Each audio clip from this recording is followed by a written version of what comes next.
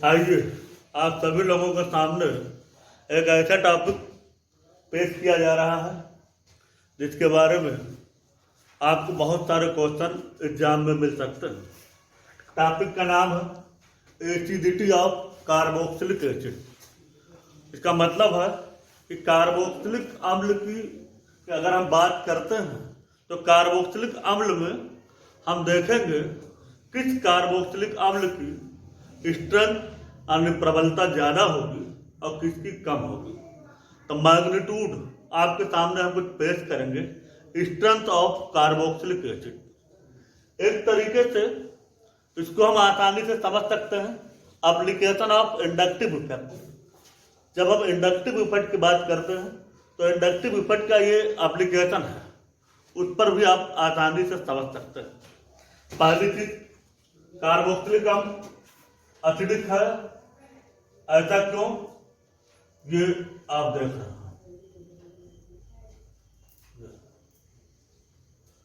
Carboxylic अम्ल में दो तरह के फंक्शनल ग्रुप होते हैं। एक आपका कार्बोनिल फंक्शनल ग्रुप होता है, दूसरा आपका हाइड्रोक्सिल फंक्शनल ग्रुप होता है। दोनों को मिला करके इसका नाम रखा जाता है कार्बोक्सिलिक एसिड। ये इलेक्ट्रोनेगेटिव आइटम है, ये इलेक्ट्रॉन को अपनी तरफ विड्रॉ करेगा और इस तरफ से आपको क्या मिलेगा, प्रोटॉन आपको ये प्रदान करेगा, ये H+। तो ऐसे पदार्थ जो H+ या प्रोटॉन को रिलीज करते हैं क्या कहलाते हैं, अम्ल कहलाते हैं। तो इसे H+ को दान किया तो कार्बोक्सिलिक जो ग्रुप है इसका जो नेचर होगा वो क्या होगा, एसिडिक होगा, अम्लीय होगा। ये जो आपका आयन बना है ये कार्बोक्सिलेट आयन कहलाएगा, कार्बोक्सिलेट आयन, या इसको अनायन भी कह सकता हूं। अल्कोहल की अपेक्षा और कार्बोक्सिलिक अम्ल वर्सेस अल्कोहल या कार्बोक्सिलिक अम्ल के वाटर के कंपेयर में अगर हम बात करें तो आपको पता होगा जब हम अल्कोहल की बात करते हैं तो ये अल्कोहल है, अल्कोहल में भी यही चीज आपके सामने मिलेगी। ये ऑक्सीजन लगा है, इलेक्ट्रॉन को विड्रॉ करेगा और इस तरह से आपको प्रोटॉन इसमें भी मिलेगा। वाटर की बात करें तो वाटर की प्रकृति अम्लीय और क्षारीय दोनों होती है। वाटर आपका उभयधर्मी होता, अम्फोटेरिक होता। यहां पर वाटर की बात करें, ये वाटर की बात करें तो आपको क्या मिलेगा,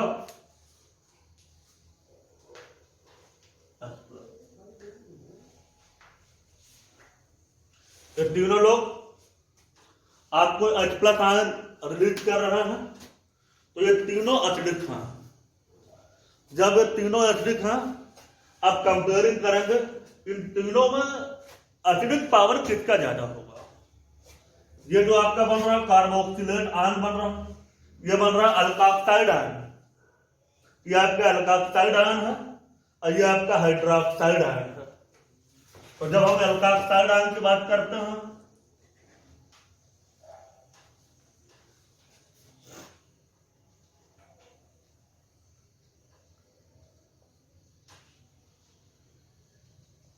और हाइड्रोक्साइड आयन आपके सामने, अल्कोक्साइड आयन, हाइड्रोक्साइड आयन और कार्बोक्सिलेट आयन, ये तीनों लोग आपके सामने मिले। लेकिन तीनों में कंपेयर किया जाए तो कार्बोक्सिलिक अम्ल की अम्लता इन दोनों लोगों के कंपेयर में क्या होती, ज्यादा होती है। ये कैसे एक्सप्लेन किया जाएगा, according to the resonance. Resonance का मतलब क्या, अनुनादी संकल्पना। अनुनाद के आधार पर इसको हम व्यक्त करेंगे कि किसकी स्टेबिलिटी, इसका मतलब हुआ अस्थायित्व, जिसका अस्थायित्व ज्यादा होगा उसकी एसिडिटी भी क्या होगी, ज्यादा होगी। आइए देखते हैं आपके सामने।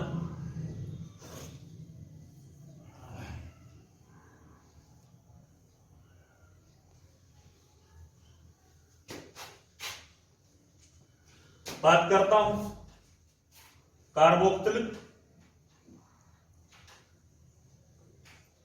Acid versus alcohol. अल्कोहल और कार्बोक्सिलिक अम्ल में कंपेयर करेंगे कि किसकी एसिडिटी ज्यादा होगी। जब हम अल्कोहल की बात करेंगे, आपको अभी मैंने बताया भी था, ये आपको जो प्राप्त होगा अल्काक्साइड आयन प्राप्त हुआ। अब अल्काक्साइड आयन में रेजोनेंस स्टेबलाइजेशन पॉसिबल नहीं है। जब हम इसकी स्थायित्व की व्याख्या करेंगे RO नेगेटिव, तो इसकी जब हम बात करते हैं तो रो, जब रेजोनेंस की बात करता है नो रेजोनेंस।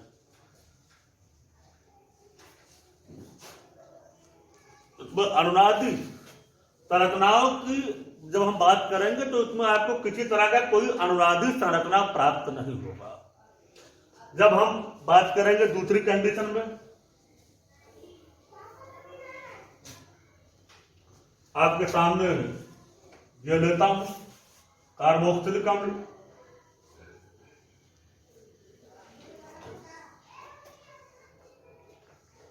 ये आपको कार्बोक्सिलेट आयन प्राप्त होगा।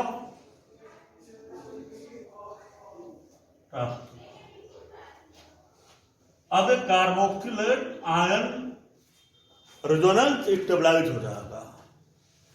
रेजोनेंस स्टेबलाइज कैसे होगा? देखिए,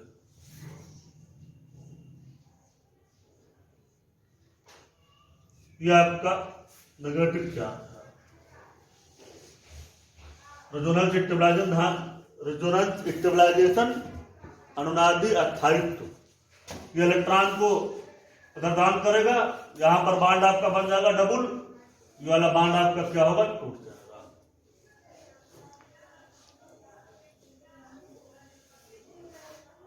ये आपका बनेगा, ये रेजोनेंस स्ट्रक्चर फट, ये सेकंड। अब इसका इन दोनों स्ट्रक्चरों को अगर हम ध्यान से देखें तो आपके सामने क्या मिलेगा? इस चीज को ध्यान से देखने वाली जरूरत है। यहां पर जो मैंने नेगेटिव चार्ज लगाया है, इस नेगेटिव चार्ज का अनुनाद के द्वारा क्या प्रभाव है? ये देख रहा है कि नेगेटिव चार्ज इन दोनों ऑक्सीजन के बीच में, तो नेगेटिव चार्ज है वो दोनों ऑक्सीजन के बीच में क्या हो रहा है? डिस्पर्सल हो रहा है। किस तरह से? आगे देखता हूं। इसका मतलब है रेजोनेंस हाइब्रिड। रेजोनेंस हाइब्रिड आपके सामने क्या बना?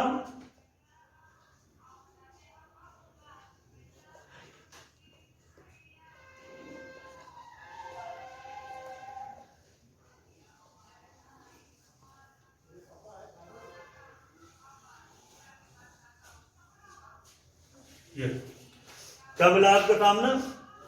कि जो नेगेटिव चार्ज था, वो नेगेटिव चार्ज को दोनों ऑक्सीजन ने रेजोनेंस के द्वारा आपस में क्या किया है? डिस्पर्सल किया। तो ऑक्सीजन पर जो अब नेगेटिव चार्ज होगा वो कितना होगा? -1/2। दो ऑक्सीजन थे, दोनों ऑक्सीजन ने एक नेगेटिव चार्ज को आपस में क्या किया? डिस्ट्रीब्यूट किया, -1/2 -1/2। तो नेगेटिव चार्ज का जो मैग्नीट्यूड है वो घट रहा है, और नेगेटिव चार्ज का मैग्नीट्यूड घट रहा है तो इसकी स्टेबिलिटी क्या होगी? बढ़ेगी। तो as well as compared to the alcohol, the acidity of carboxylic acid are increase due to resonance. तो रेजोनेंस के द्वारा जो आपका कार्बोक्सिलिक अम्ल है, उस कार्बोक्सिलिक अम्ल की अम्लता क्या होगी? बढ़ेगी। सेम टू सेम चीज वाटर में चलेगा। वाटर में हाइड्रोक्साइड आयन है, हाइड्रोक्साइड आयन में भी रेजोनेंस नहीं होगा। जब उसमें भी रेजोनेंस नहीं होगा तो इन दोनों के कंपेयर में एसिडिटी की बात करता हूं, carboxylic acid versus alcohol versus water. तो वाटर और अल्कोहल दोनों के कंपेयर में अल्कोहल की एसिडिटी क्या होगी? ज्यादा होगी। हम देख रहे हैं, यहां पर वाटर की बात करता हूं, ये देखिए वाटर,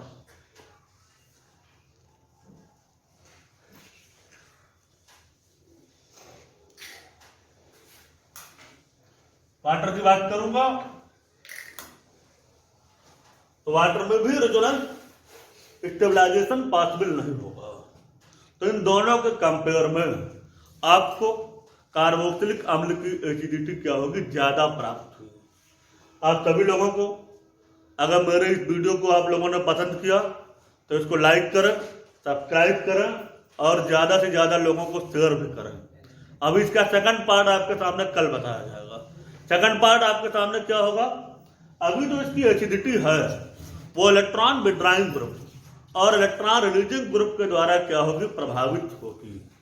अगर इलेक्ट्रॉन रिलीजिंग ग्रुप लगा होगा और इलेक्ट्रॉन विड्रॉइंग ग्रुप लगा होगा, जिसको हम हिंदी में क्या कहेंगे, इलेक्ट्रॉन उत्सर्जी समूह और इलेक्ट्रॉन आकर्षी समूह, तो इसकी अम्लता पर कुछ ना कुछ प्रभाव पड़ेगा।